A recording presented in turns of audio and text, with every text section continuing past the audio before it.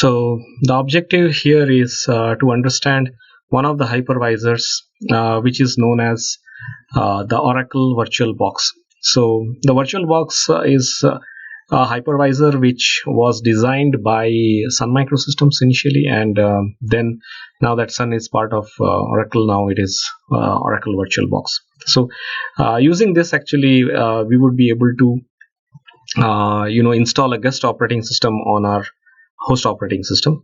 So let's go ahead and download it and understand how this can be made to use by downloading. What is the downloading thing that is required, or what are we trying to actually download, and how actually we will be able to create a virtual machine on our PC. So we need to understand one thing, that we will create this particular virtual machine on our PC using this Oracle VirtualBox. This particular software utility is what you can call it, and the idea is that you can actually run this particular operating system as good as how you are running your current operating system on your machine. So it's just like running another operating system on your machine. So this is the place where you can actually download this particular utility called as VirtualBox. So go ahead and type virtualbox.org and go to the download section of it. So you can see that there are quite a number of distributions of this are available. The binary distributions of this are available. It's available for Solaris, it is available for Linux, OS X, and Windows as well. So we are going to pick the latest version, that is 5.0.12, which is serving for the Windows architecture, that is x86 or AMD 64. So let's just go ahead and download this for our Windows operating system. That is, since my machine has Windows installation, I have to choose this particular download. Also, you can see that there is an extension pack available. So extension packs are nothing but there are some additional features that it provides to this particular VirtualBox, and I would suggest that you download it, so that I would actually try to show you how to even add this extension pack, because sometimes with the help of this extension pack you can actually increase the resolution of the operating system. I mean, you can increase the size of your screen, which may appear to be small when you run a particular operating system in a virtual machine. So the extension pack is necessary for that particular case. So go ahead to ubuntu.com and try to select the desktop version. So we would try to install the desktop version of the OS on our laptop or desktop that you have. There are many flavors. You can see cloud operating system and server operating system, phone operating system, tablet operating system. We are only trying to understand how to install the desktop.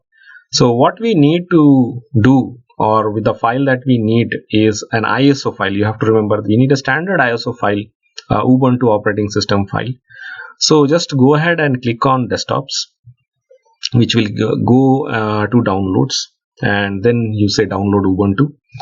Ubuntu gives you both 32-bit and 64-bit ISOs. Select the 32-bit for this time, and 64-bit also can be used always. So both 64-bit and 32-bit actually can be installed on this Oracle VirtualBox.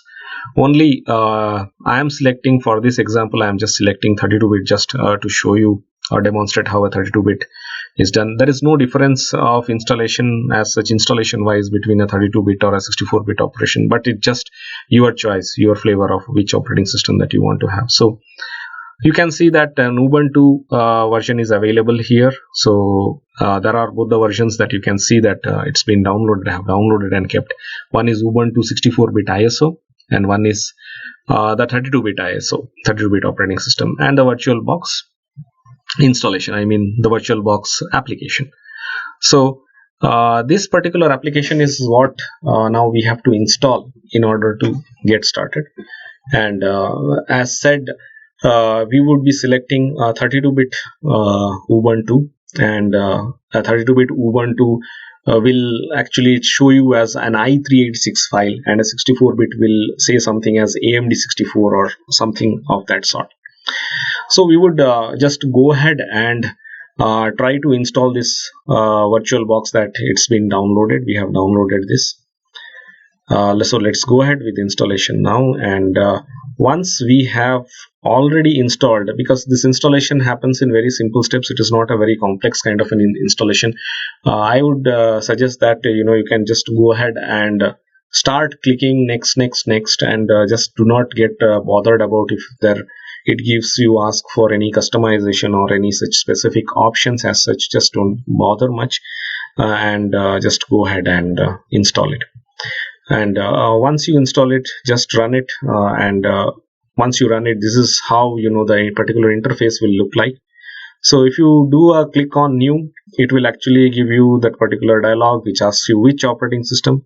You can go to an export mode to specify that you want this particular operating system, you want 32-bit. You have to start naming that particular virtual machine that needs to get created. And if you suppose name it as VM1, you can actually say that I want for this particular guest machine, I want this particular amount of RAM that has to be allocated. So from the RAM that is on your machine, a 2 GB is what I have selected. And I would say that you have to create the virtual disk now. So the RAM would be 2 GB when the machine, I mean the operating system, gets installed.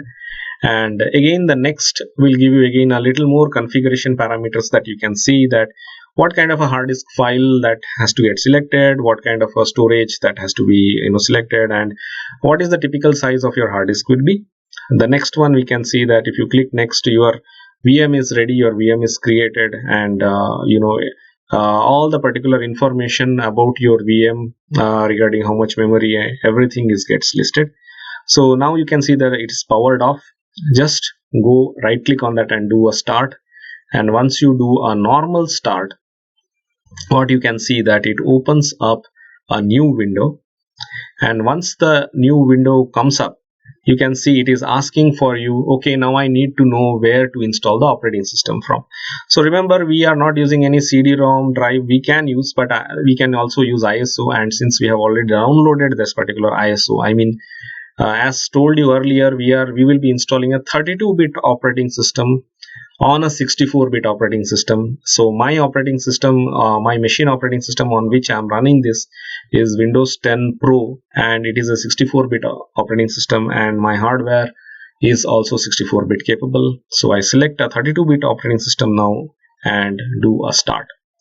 Once I do a start, the VirtualBox opens up, and it gives two options that are being presented that you can see. So two options that are presented would be whether you want to install or whether you want to try. So it actually takes up some time, and this may actually throw some errors. You can very